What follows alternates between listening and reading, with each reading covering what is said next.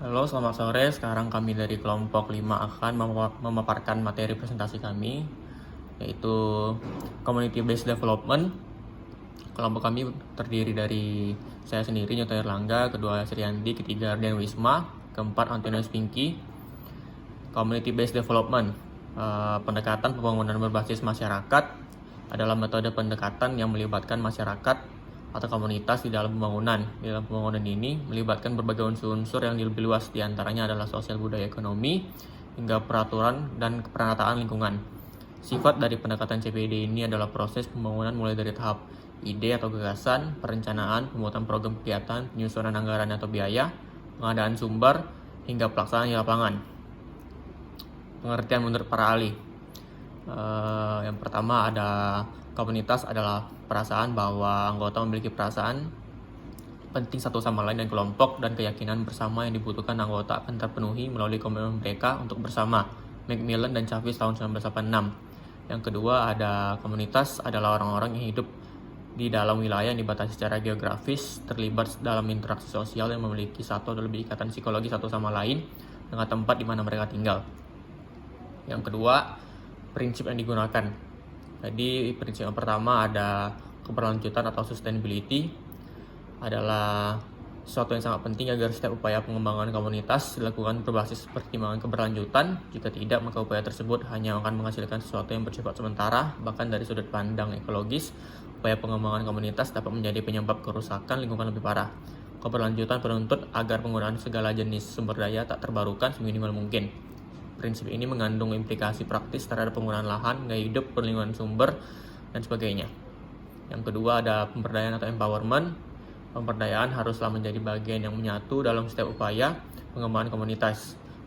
Pemberdayaan berarti penyediaan sumber-sumber daya, kesempatan, pengetahuan, dan keterampilan bagi komunitas agar mereka mampu meningkatkan kapasitasnya untuk menentukan masa depan mereka sendiri dan memberi warna kehidupannya. Yang ketiga ada independensi.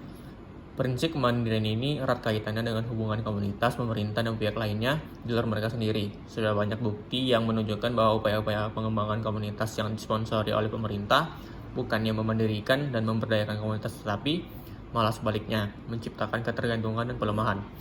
Sulit menemukan rumusan yang tepat untuk bagaimana seharusnya pemerintah terlibat dalam upaya pengembangan komunitas. Karena itu, sementara dapat disebutkan bahwa dukungan pemerintah dalam pengembangan komunitas hanya diperlukan sebagai pemulai. Keempat ada kemandirian atau keswadayaan. Kemandirian menginginkan agar sedapat mungkin menggunakan sumber daya yang tersedia dari dalam komunitas itu sendiri dan meminimalisasi penggunaan sumber daya dari luar. Prinsip ini berlaku untuk setiap sumber daya dari luar yang mungkin diperlukan oleh komunitas secara finansial, teknologi, alam, dan sumber daya manusia. Selanjutnya, implementasi dalam bentuk kasus. Contoh kasusnya, peran ruang publik bagi masyarakat kampung kota sangat penting. Selain menyangkut tata ruang fisik lingkungan, ruang publik juga mengemban fungsi dan makna sosial dan kultural yang sangat tinggi.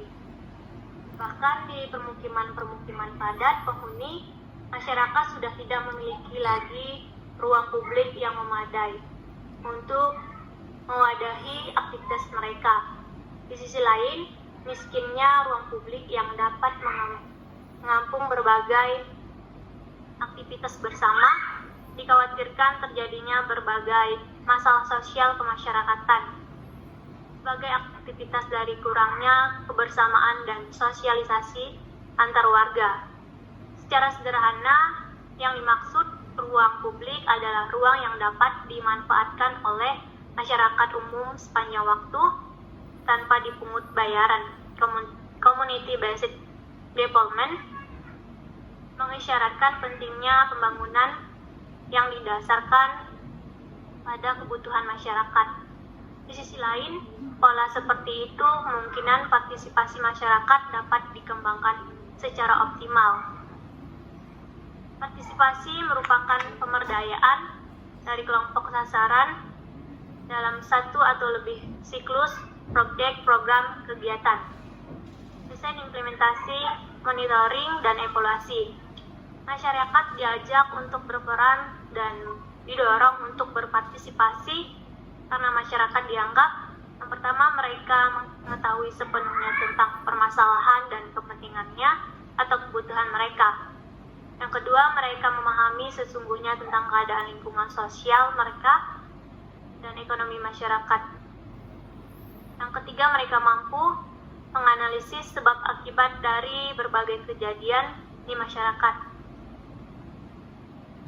Yang keempat, mereka mampu merumuskan solusi untuk mengatasi permasalahan dan kendala yang dihadapi. Dan yang kelima, mereka mampu memanfaatkan sumber daya pembangunan, sarana, dan teknologi yang dimiliki untuk meningkatkan produksi dan produktivitas dalam rangka mencapai sasaran pembangunan masyarakatnya, yaitu peningkatan kesejahteraan masyarakat. Selanjutnya, ruang publik tata kota.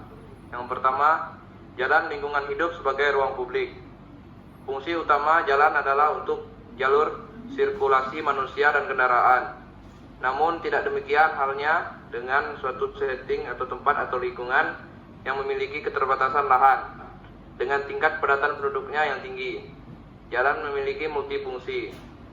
Selain sebagai fungsi sirkulasi, pada permukiman kampung, kota, jalan sering digunakan untuk kegiatan sehari-hari masyarakat, baik kegiatan individual maupun kegiatan bersama atau sosial.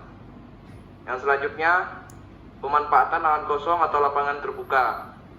Kalaupun masih ada lapangan terbuka yang dapat digunakan masyarakat, dapat dipastikan masa penggunaannya hanyalah sementara sampai batas waktu si pemilik mendirikan bangunan. Beberapa tahun yang lalu, di Kelurahan Sukapada misalnya, setiap RW masih memiliki lahan terbuka untuk kegiatan olahraga seperti lapangan volleyball, lapangan bulu tangkis, atau bahkan lapangan sepak bola. Selain kegiatan olahraga rutin yang biasanya dilakukan pada sore hari dan malam hari, misalnya untuk bulu tangkis, lapangan terbuka ini berfungsi pula sebagai tempat bermain anak-anak, kegiatan-kegiatan perayaan seperti memperingati hari ulang tahun kemerdekaan, sholat Id, dan lain-lain yang membutuhkan ruang luas. Akan tetapi, sejak 3 tahun terakhir, lapangan olahraga tersebut sudah beralih fungsi menjadi fungsi hunian seiring dengan perpindahan kepemilikan karena lahan tersebut dijual ke pihak lain. Selanjutnya, pemanfaatan daerah bantaran sungai. Daerah bantaran sungai merupakan lahan milik negara yang seringkali pemanfaatannya dan penggunaannya tidak sesuai dengan peraturan yang ada. Di Kota Bandung, penggunaan lahan bantaran sungai diatur dalam Perda nomor 8 tahun 2002. Lapangan terbuka sebagai ruang publik masyarakat.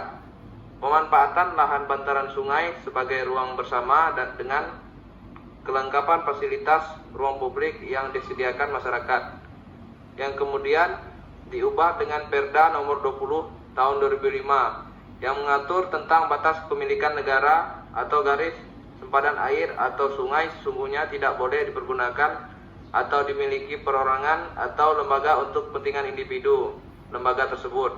Aturan tersebut menyatakan bahwa besarnya garis sempadan air atau sungai atau GSA ditentukan oleh lebar serta debit air sungai. Artinya, tidak seorang pun baik perorangan maupun lembaga atau kritik terhadap strategi yang dilakukan.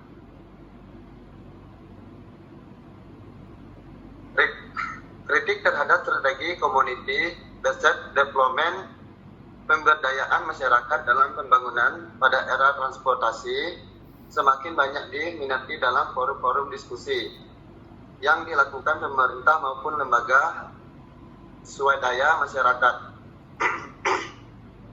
nasional maupun internasional. Sikap apatis masyarakat terhadap proyek pembangunan, partisipasi masyarakat yang rendah dalam bangunan, ketidakberdayaan masyarakat untuk memenuhi kebutuhan pemecahan masalah, dan masyarakat cenderung menggantungkan hidup terhadap bantuan pemerintah, serta hal senada lainnya yang umum meragukan bahwa masyarakat memiliki potensi untuk dilibatkan sebagai pelaksanaan pembangunan. Jadi sekian dari materi yang kami paparkan pada hari ini. Untuk perhatian dan waktunya kami ucapkan terima kasih.